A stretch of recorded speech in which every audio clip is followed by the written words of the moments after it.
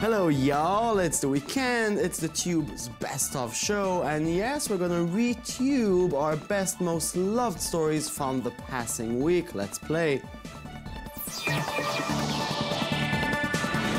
With me in the studio are Yaron Tenbrink and Amit Kling. How was your techie week, Yaron? It was great. Great. Yeah, really, seriously, no, it was seriously great. And yours, Amit? Actually, he talked to LeVar Berton this week. I did talk to LeVar Berton this week. What about? Well, I can't tell you yet. He'd have to kill you, but we'll see it on Monday. Yeah, we'll see that. On our show. Okay. LeVar Berton. I didn't Berton. think I'm gonna... Like, growing up, I did not think like that's a guy I was going to get to talk to. No, but And you did. I'll tell you one thing. This man is seeping charisma like you wouldn't believe. That's good to hear. So charismatic. We'll update you on Monday what's all the talk about. Now, this week started with a landslide of Google news from the company's yearly developers conference, among which a new Android operating system, a bunch of new features and apps, the Brillo smart home OS, and Google Jump solution for virtual reality filmmaking. But Google ATAP, the futuristic experimental division of the tech giant, flexed its muscles again with a breathtaking display of projects, such as Project Soli for radar-based motion control, and the awesome project Jacquard, which is, well, just take a look.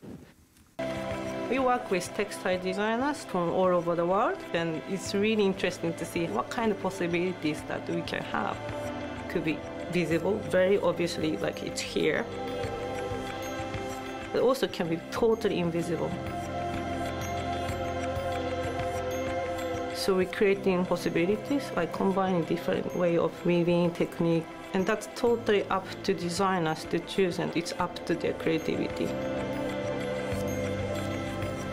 We're trying to shrink down all the components down to the size of a button, and ultimately this will be something that's so small we can embed into the manufacturing process.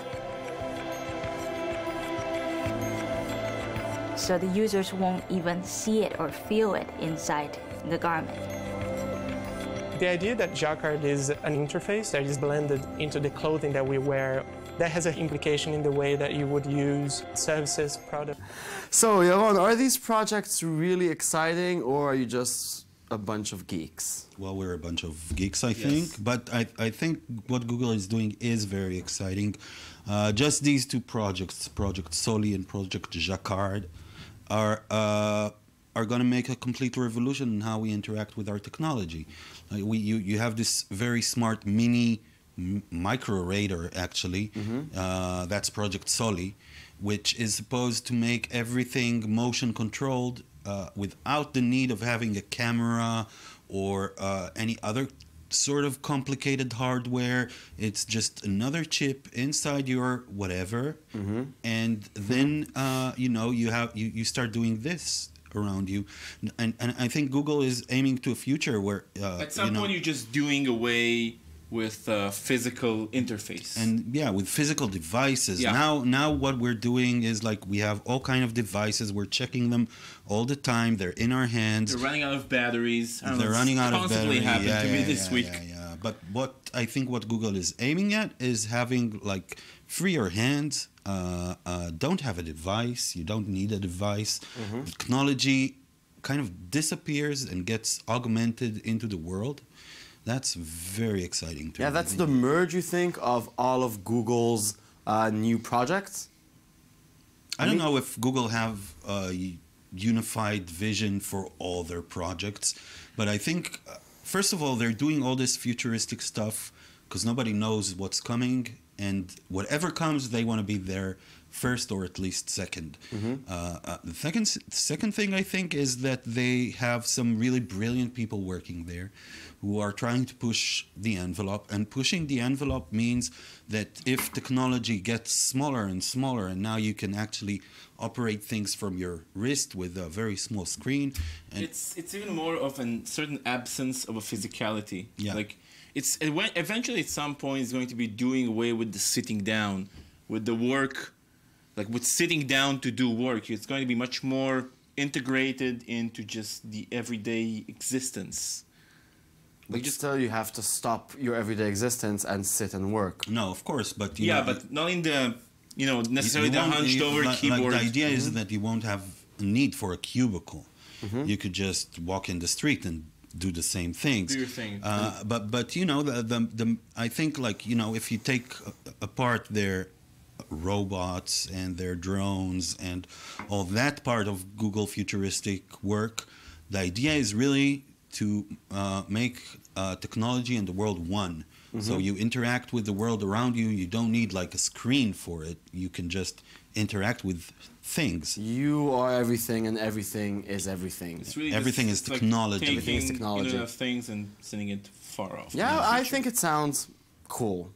Yeah. Well, I love it that you And think that's it all sounds that's cool. important. I'm so happy Yeah. for you. I am so happy I for you. accept your judgment. We'll move on. Nobody knows how much money Apple paid to own German augmented reality startup Matteo, but the reasoning behind the purchase is less than a mystery. Launched as part of the Volkswagen experiment back in 2003, Matteo is one of the world's pioneering leaders in creating AR apps and interfaces, and will possibly help Apple a lot against competitors who got in the game earlier, such as Microsoft's HoloLens or Facebook's Oculus Rift. Check it out before we go deeper into this new reality.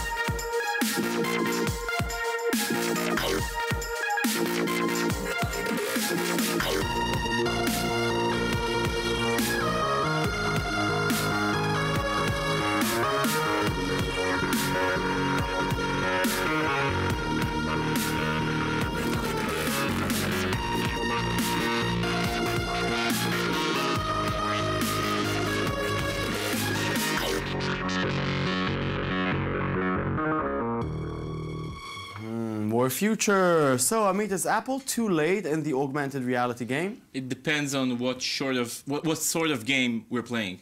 If it's a short-term game, yes, probably it's possible, quite possible, that their product will not be first out on the market. But that's a narrow vision. Like the bigger question is what happens not within a few months after the first VR are out on the market, but how they develop, how they integrate with products, how they sell, of course, what sort of services, what sort of software.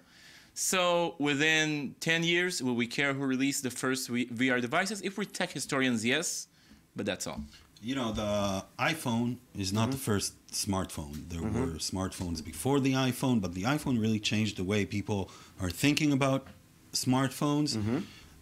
So Apple might still be on time. Microsoft with the HoloLens, Google with the Magic Leap, Facebook with the Oculus Rift, Sony with their Morpheus system. None of them is on the market at the moment. They're going to come out during probably next year, but they're still not there. So they do have now an advantage over Apple. They have existing prototypes, working prototypes. Developers are developing stuff for their prototypes. Apple is not there yet. They have some patents. They have some startup companies that they bought. But this purchase is very, very significant because what they're buying here is basically the interface to augmented reality, and an interface that doesn't necessarily need glasses. Yeah, let's talk about Matteo for just a minute. First of all, what does this company offer? And second, why did they choose to buy them, another big AR company? Well, Matteo is a very big German startup. It's not new in any way. They're they're of the pioneers in the field of augmented reality. They started working on it in 2003. They have some unique patented technologies like something called thermal recognition, which kind of makes anything into a touch screen, any surface. They have very good interfaces for augmented reality. They've done many augmented reality projects for big corporations. And I think, if you see what they're doing with smartwatches on this video, I think you can start to understand what does Apple want with them. The fact is that Apple actually needs something like that more than it needs its own set of goggles, because Apple does have a track record in creating very slick and very nice products, and the thing that makes the products work so well is the software and the apps. And Apple likes to control the significant apps that operate its smartphones, and so they're buying this and not some big glass maker or so they still want to make it their own, I'm assuming. I think by the end of let's say 2017 they will have their own headset and won't rely on a competitor and headset. we'll be younger. And we'll be younger and prettier, Jason. Yes, we will. Yeah, because that's how time works. Yeah. Yes. Shia LaBeouf was about to become a huge star. He was a big teen star, but his leading role in the Transformers and Indiana Jones were supposed to make him even bigger. But the latter flopped and LaBeouf flipped, and the web started paying attention to his weirder and weirder antics. This week he went super viral with a student production he participated in, filmed with a green screen background, sprouting dozens of remixes and mashups, and spreading joy in the world. Here are a few examples before we try to understand what's going on. For the life of the baby inside of her. Don't let your dreams be dreams. Yesterday, you said tomorrow. So just do it! Make your dreams come true! Just do it! Didn't I tell you yesterday I was calling the cops? Yesterday, you said tomorrow. So just do it! How are you even getting up here? That's an impossible climb. Nothing is impossible! Are you jumping down from the roof or something? Do it! I swear to God, if you're jumping down from up there... You should get to the point. God. We'll never get it out now. Some people dream of success while you're gonna wake up and work hard at it. Nothing is impossible! Master, moving stones around is one thing. This is totally different. You should get to the point.